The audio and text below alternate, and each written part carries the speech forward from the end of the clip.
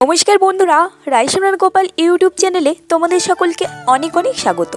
बंधुरा 2024 साले पुत्रदा एकादशी पड़ेছে बा पुत्रदा एकादशी पालित होबे 21 জানুয়ারি रविवार। এই পুত্রদা একাদশীর নাম কেন পুত্রদা তার কারণ আমরা এই একাদশীর ব্রত মাহাত্ম্য শ্রবণ করলেই জানতে পারবো। আর বন্ধুরা এই পুত্রদা একাদশী ব্রত নিষ্ঠা ও ভক্তি সহকারে পালন করলে যে সকল दम्पति पुत्रहीन तादेर सुपुत्र लाभ होते पारे। तो चलुन बंधुरा एबार श्रवण करी एई पुत्रदा एकादशीर व्रतकथा माहात्म्य। युधिष्ठिर बोलेन, हे कृष्ण, पौष मासेर शुक्लपक्षेर एकादशीर की नाम, विधि बा कि, कोन देवता ओई दिने पूजित हन एबं आपनि कार प्रति सन्तुष्ट हये सेई व्रतफल प्रदान करेछिलेन, कृपा करे आमाके सविस्तारे बोलुन। श्रीकृष्ण बोलें, हे महाराज, এই একাদশী পুত্রদা নামে প্রসিদ্ধ। সর্বপাপ বিনাশিনী ও কামদা এই একাদশীর অধিষ্ঠাত্রী দেবতা হলেন সিদ্ধিদাতা নারায়ণ। ত্রিলোকে এর মতো শ্রেষ্ঠ ব্রত নেই। এই ব্রতকারীকে নারায়ণ বিদ্বান ও যশস্বী করে তোলেন। এখন আমার কাছে এই ব্রতের মাহাত্ম্য শ্রবণ করো। ভদ্রাবতী পুরীতে সুকেতুমান নামে এক রাজা ছিলেন। তার রানীর নাম ছিল শৈবা। রাজদম্পতি বেশ সুখেই দিন যাপন করছিলেন। বংশ রক্ষার জন্য বহুদিন ধরে ধর্মকর্মের অনুষ্ঠান করেও যখন পুত্র লাভ হলো না, তখন রাজা দুশ্চিন্তায় কাতর হয়ে পড়লেন। তাই সকল ঐশ্বর্যবান হয়েও পুত্রহীন রাজার মনে কোনো সুখ ছিল না। তিনি ভাবতেন, পুত্রহীনের জন্ম বৃথা ও গৃহশূন্য। পিতৃদেব মনুষ্যলোকের কাছে যে ঋণ শাস্ত্রে উল্লেখ আছে তা পুত্র বিনা পরিশোধ হয় না। পুত্রবানজনের এ জগতে যশ লাভ ও উত্তম গতি হয় এবং তাদের আয়ু, আরোগ্য, সম্পত্তি প্রভৃতি বিদ্যমান থাকে। তাই দুশ্চিন্তাগ্রস্ত রাজা আত্মহত্যা করবেন বলে স্থির করলেন। কিন্তু পরে বিচার করে দেখলেন আত্মহত্যা মহাপাপ। এর ফলে কেবল দেহের বিনাশ মাত্র হবে, কিন্তু আমার পুত্রহীনতা তো দূর হবে না। তারপর একদিন রাজা নিবিড় বনে গমন করলেন। বন ভ্রমণ করতে করতে দ্বিপ্রহর অতিক্রান্ত হলে রাজা ক্ষুধা তৃষ্ণায় অত্যন্ত কাতর হলেন।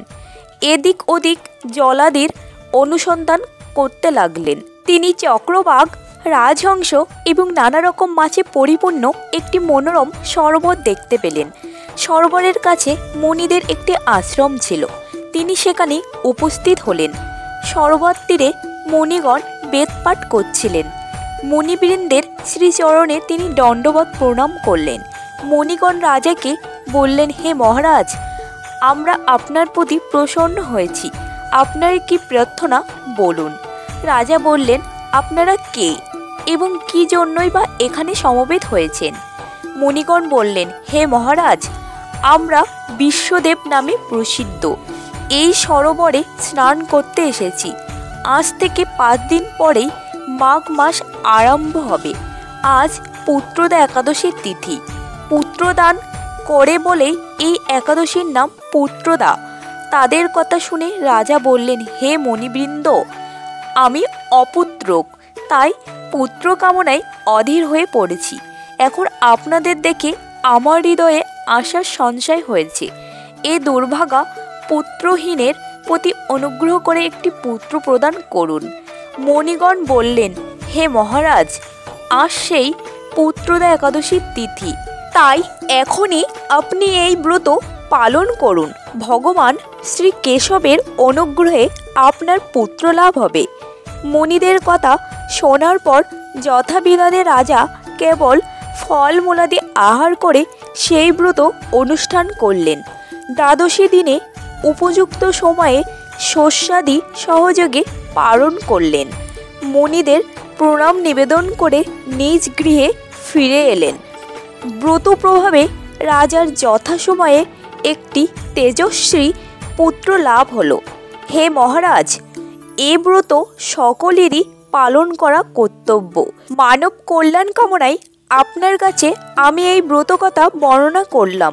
নিষ্ঠা সহকারে যারা এই পুত্রদা একাদশী ব্রত পালন করবে তারা পোত নামক নরক থেকে পরিত্রাণ লাভ করবে।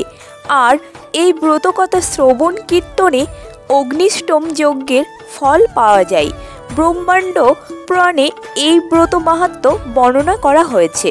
তো বন্ধুরা, এই ছিল পুত্রদা একাদশীর ব্রতকথা মাহাত্ম্য। তো এবার জেনে নিন এই পুত্রদা একাদশী পালনের সময়সূচি।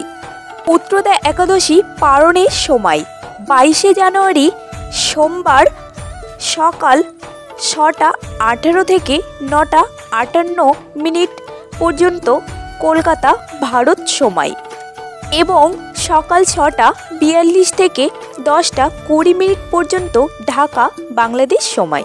তো বন্ধুরা, আজকের পর্ব এখানেই সমাপ্ত করছি। ও ভালো থাকবেন, সুস্থ থাকবেন আর সবসময় বলতে থাকবেন রাধে রাধে।